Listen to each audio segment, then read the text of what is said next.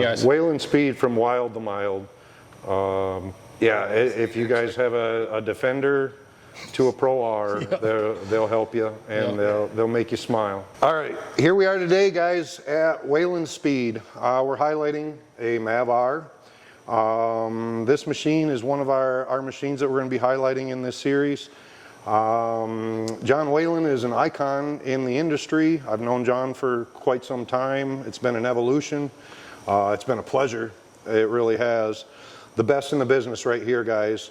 This is his machine. We're going to let him talk about it and tell you guys why he chose it and what he's done to it and what he's looking forward to do to it in the future as well. So I guess at this point, John, this is John Whalen, folks. I'll have the mic. Yeah, so we kind of always focus on the BRP platforms, I guess. So the Maverick R is the latest and greatest from their lineup. A lot of things in the beginning when this machine was getting released were like crazy, like the suspension was something that no one's ever seen before. Yep. The dual clutch transmission's been used, but not in like the highest level of performance. Oh yeah. The engine, you know, is like pushing the boundary of that 1,000cc limit for, I guess like a side-by-side, if you will. Like the Pro R obviously went crazy with the 2-liter, but this is like right on that 998 Yamaha, which does really good with a turbo. They did a lot of really innovative stuff beyond just that, like in terms of like, I guess it's very rare to have 2 injectors per cylinder. Like it has happened, like snowmobiles do it, like some exotics do it. But so they did, these machines have 2 injectors per cylinder, so there's 6 injectors total. It also has an electronic wastegate, so like everybody would always be checking crack pressure and doing all this stuff. That's new. I've never heard of anybody doing that in the side-by-side. It happens in the car world. So like Ford Raptors would have an electronic wastegate, and other things would have that. So you can change your boost pressure without a mechanical wastegate adjustment. It's all done in your tune. Yeah, and to be honest, you get much better like boost control with an electronic gate. Sure. So you have a mechanical limitation to like controlling boost. Let's just say like, you know, you're cruising around like 60 miles an hour and you're trying to like kind of just chill out. Like with an X3 with a lot of crack pressure, the turbo's like wanting to go, like it's ready to go. Yeah, it's in, I call it race mode. Yeah, like it's like very, it's not like, you know, we're trying to design it to be like smooth in any situation. So like you can ask for more power or take away power. You run into a mechanical limitation when you have crack pressure that high. So like the E-gate, you know, you could be cruising in that situation and it has full control of boost. There's no mechanical limitation in this situation. Nice.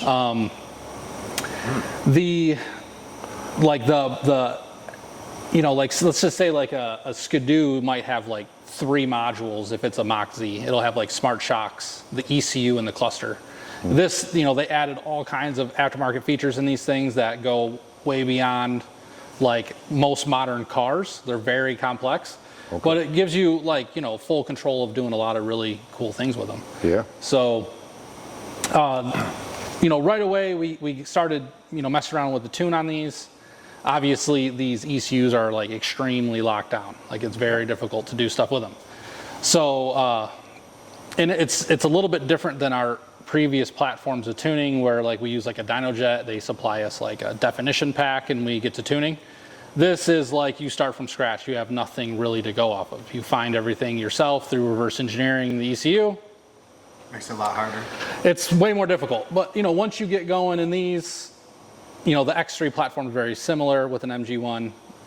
That's very similar with an MG1. The Sea-Doo is very similar. They all use the same platform of tuning. That's nice. So, you know, like anything we figure out and develop in the X3 kind of rolls over in the Maverick R or rolls over in the Mach Z or I guess any 900R. But so we started tuning on them. The transmission on these is a little like, for like a sport race car side-by-side is what I think of a Maverick R when I look at it. Yep. I thought it was maybe like a little bit droned down, like too tame.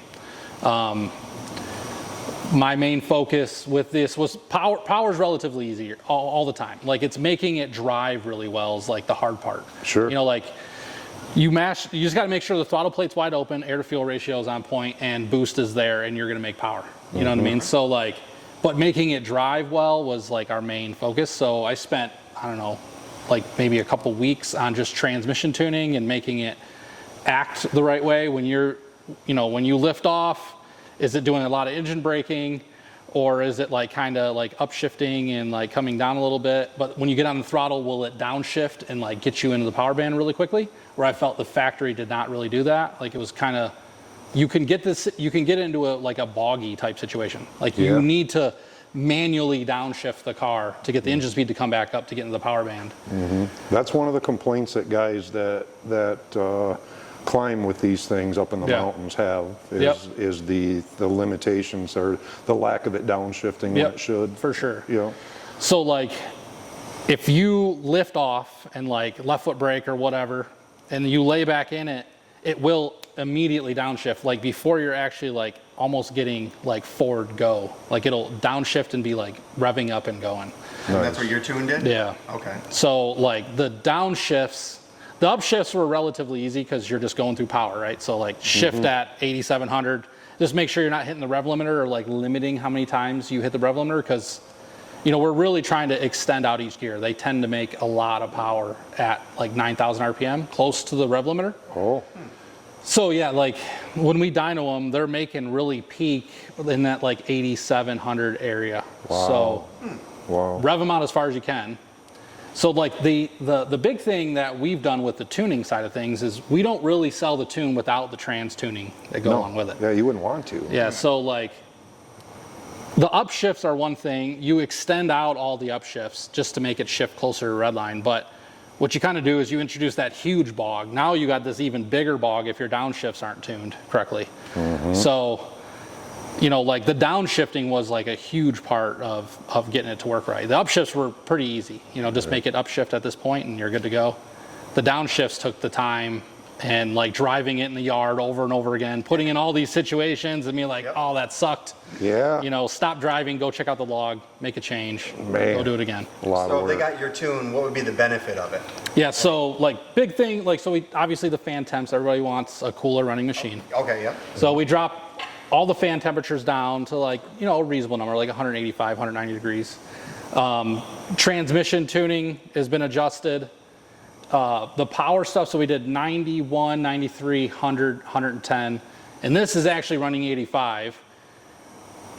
The tune will likely be released by the time this video is out, but we've been waiting to release the tune until we can give you a tool so you can like change your tunes. Right now everything's bench flash only. Oh, okay. So the tool will be out soon. How much horsepower? Everybody always wants to know how much horsepower. Yeah, so this made like 310 to the hubs. And you guys do it right on the dyno, so your guys is straight there. Yeah, so we take the wheels off and go right to the mainline dyno. Yep. Yep. So stock, it made 224. Oh, I wow. think. Yeah, so 240 crank is their advertised. Yep. We normally see about a 11% loss in CVT. The percentage is a little bit less with the trans, it seems. Sure. Okay. That's cool. So, I mean, it's the dyno stuff is extremely difficult because like a Pro XP or a new Turbo R is rated at 181 crank. They'll dyno way better than what they're rated at. No kidding. And it's like they're trying to sell Pro Rs or something because a Pro R will dyno like a normal 200 like to the hubs. But a Pro XP will dyno like 198, 196. Like they're way over what they're rating them at. Isn't that crazy? Yeah. I don't know why they do it, but like a modern X3 will make, say, like, so a 200 horsepower model make like maybe like 189 to 194. Okay. An old 195 model though will be like more in like the low 180s. So there's a lot of things that go into it, but so 225 our 93 octane tune will be in like the 260 range to the hub. Oh, so wow. pretty decent gain. Wow. And then the 100 octane is like 175-ish, 180, or sorry, 275, 280. Yeah. And then the 110 tune, which we did all the testing on MS-109 VP fuel, that made 300 on the dot. Wow. So that's like an exhaust and a flash only. There's really like no other adjustments. You just put the fuel in it, flash the ECU, and put an exhaust on it. You're good. Yeah, that's big power. And I see you guys have like the exhaust on there. Yep. And that you guys made those? Yeah, we developed this whole exhaust. This is kind of our, like, I don't know, I guess our first real rodeo in doing like a production level exhaust. Yeah. So it was all 3D scanned and developed so you can run the factory heat shields and everything can look stock from that point and control the heat in there. Yeah. So those are like CNC mandrel bent, the downpipes for us, and then we make the rest of it in a jig, and it's all lightweight and cool. Sounds really good. Joey welds it all up. Yep. And so you got the carbon on the back? Yeah, we do carbon tips. Yeah. Nice. But So yeah, you got aftermarket wheels and tires. Yep. Of course, everybody changes those right away. yep. What yeah, about, is this the machine that you bent a radius rod on? Yep. This Are one. those still factory radius rods? Well, currently, yes. Okay. The alignment is still a little jacked up from that whole fiasco. Oh. But we got Dirt Monkey lower control arms, like the high clearance ones. We actually make them on the DMG for them. Okay. I have a set of those here that we got to put on, and this is still the same rod. You could not buy the parts from BRP when we broke it. So we just made a tube and welded it on there. Nice. Yeah. Nice. Joey, I think, just cut it off really close, put it on the lathe, cut it down, Yep. measured the other one, what the length needed to be, and then made it. Got it. So, Nice. definitely. Yeah, we were there when that happened. You could see all the damage really still on this arm from that going on. Yeah, we were there. But since then, and we checked all the nuts and bolts everywhere, the thing's been a riot. Like, it's amazing to drive. Okay, that was going to be my question, is any regrets on this machine? Anything that you think didn't meet or exceed your expectations? Now that it's tuned, no, I think it's, when you drive a car stock, that's always like my first thing is like, you know, I'm a calibrator, I'm a tuner, so I'm always thinking about what they did and like how can I make it better. So like from a car standpoint and a suspension standpoint and like the drive, if you will, like I think it's badass. Like it's extremely stable, especially with the width now. It's 77 stock, and I have offset wheels on it, so it's insanely wide. You could push it to the point. So like there's some oddities. So like if you drive this thing 2-footed, like it's got a 4-wheel drive disconnect on the drive shaft, so you can disconnect the 4-wheel drive under situations. So like it will be in 4-wheel drive, kind of in a like understeery situation where you're like using the brake to turn the car. Then all of a sudden it's in 2-wheel drive. Now it's like oversteering like crazy. Yeah. So like you do got to get used to how it drives and like preventing it from, you know, like when you do it that way, it's quite a bit more access, you know, like HP tuners or DynoJet or anybody's going to release an ability to tune a car, you know what I mean? So like then you get the maps that are available to tune the car, what they deem is important. Yep. But that might not, that's like a fraction, tiny, less than 10% of what is actually available to tune the car. So like us having access to all those other tables, you know, ultimately would give you potentially a better tune. You know? Oh, absolutely, yeah. More dependable and better performing. Yep, for sure. So, you know, I mean, there's a lot of Walmart tunes out there. Yeah, I mean, it's a part of it. It is what it is. But I think we have to reference to somebody, but we're not going to talk about that. We just try to do our best and give people what we feel is. I mean, here's an example. Is I know for a fact there's been more than one occasion on a Sunday back when we were first getting started on my machine where I had messaged you and you were reading my data log and sending me a new file. Yeah. So if I'm free and I'm like seeing my email, then I'll just mess with it. Yeah, it's not a big deal. It's been incredible. Yeah. So that's to see that you've chose this for not just to be able to help promote and design things for your business, but you know this machine actually it had some pretty awesome features in the beginning. And you've tweaked and peaked it beyond and done what you do, man. Yeah. That's what's cool. No, it's going to be, I mean, from a reliability standpoint so far for when I'm seeing, like, overall, like, yes, people are going to break a transmission every once in a while. People might break an engine every once in a while. Yep. But just knowing how they design the whole thing, it's definitely going to be like, with some development time, of course, and time, like, it's going to be like a top performer for sure. I'd say honestly, it already really is, like in the desert and stuff. Yeah. You know, like, it's proved a point in some races already. But, you know, everybody, like, you know, from factory BRP all the way to like us and other tuners, like, everybody's pushing to develop parts and get stuff worked out. Sure. So, Sure. yeah. Yeah. And that's the next thing too, is it is a rush. yeah. You know, it's a race right now. You've got a lot of other if you're people. not on the ragged edge, you know, it's the same with the X3. You know, like when that came out, like, nobody really knew what the limits were, so everyone's pushing each other to find the limitation. Yeah. And it's the same thing with this right now. Like, there's less people in the game because the ECU is so difficult with this, but it's the same thing. We're going to be pushing to find the limits and Absolutely. get it to be the best it can be. Well, We're making people enjoy the car again. Yeah. I mean, they made huge. I mean, you see this whole thing here. This is like where the cooling box is for the intercooler. Yep. The intercooler is like twice as big as an X3. are they really? Yeah. Wow. I mean, it's metal from the factory. You don't have the plastic end tanks anymore. Nice. Dual fans on it. The transcooler sits back here, so you got dual fans on the transcooler.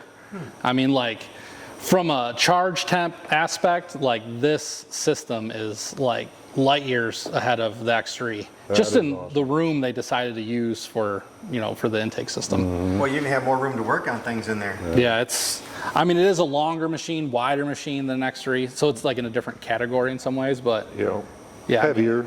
Yeah, You it's know. definitely heavier. Yeah, but look at it. I mean, just the components in general. Yeah. I mean, the frame itself is bigger. Yeah, it's a beefy machine, that's for sure. Yeah. Stock, it has the our Motec dash in there. So And what does that do? it's so, like, the factory dashes, I feel, are always kind of like underperforming for Oh, wow, that looks cool. yeah. And Like- the Ghost. That's Yeah, an the Ghost on Motec. Yeah. Yeah, this was actually in the King of Hammers car when we were out there testing, then we just took it out of that and put it in mine. Can they order that on your site? Yeah, it's pretty cool. Like, this is actually droned down for racing right now, but if you press the factory override button, it changes the screens. So you can have like 5 screens in there if you want to like look at different stuff. Yep. But yeah, I mean, for my like viewing, I really want to pay attention to like AFR when I'm like developing a tune. So I'm like, Okay, what that's is AFR if they don't know? air to fuel ratio. Okay. That's like the main go no go in terms of like blowing an engine up. Yeah. So like all of our X3 tunes that are like real high level stuff, we sell the tunes with a wideband kit that we data log. Oh, And then we okay. gather that data, which is viewed on this, but when I get a data log in, I'll see that actual number, and that's mostly what I'm tweaking when I'm changing the tunes. Yeah, you've never heard me talk about my AFRs on my X3. Yeah, like when we were up at the dunes and I was having that issue with that map sensor, and I said, man, all my AFRs, everything is perfect. It's just not building boost. John taught me that. That's a Whalen thing. And I know what numbers to look for thanks to James. So Yeah, Yeah. but the dash, I mean, the dash is an expensive piece, but it's like from like a data logging standpoint and like actually gathering a lot of really interesting data, like especially like a race car. You know, like we can actually display trans temp, knock, like all these other things that maybe like a co-driver would really want to look at. You know what I mean? So like we have them in some of the race cars. and that's all done here versus a laptop. Yeah, because they're wanting to watch this stuff live. So Yeah. they can either put sensors in there or just gather all the factory data and display it. You Yeah. know what I mean? So Nice. Nice. And then that is data logging the whole time as well? yeah, this is the logger version. So we're logging a bunch of stuff on there, like Okay. more than what most would get. So yeah, I mean, like we'll have a tool that you can data log with too. So like a client could just data log themselves whatever they wanted. But like in the early development stages, we were using this because it's just like in some ways, like you create like a data log, then you got to view it in something. So you got to have a data log viewer, like Megalog viewer or something like that. Motec logging in general is like a really awesome software, and like you could do a lot of stuff really quickly with it. So we just decided to go the Motec route. Well, John, we appreciate you for letting us come over here and review this car. This car is pretty awesome. I might trade my Pro R in on this. Yeah, well, we know who can tune it. Yeah. Yeah, that's for sure. Yeah, no, that's good. We'll put some links down below for Whalen Speed. You guys haven't been here before, definitely go look at their parts. They got a lot of cool stuff. If you want something like this done, this is the place to get it done. Sweet, man. Thank you. Yeah. Thank you, guys. Whalen Speed from wild to mild. Yeah, if you guys have a Defender to a Pro R, they'll help you and they'll make you smile. So. Yep. Oh yeah. Cool, man. All right. Yep. Thank you. Well, see you guys in the next one. Bye-bye. Thanks, buddy. Yeah, man. Thank you.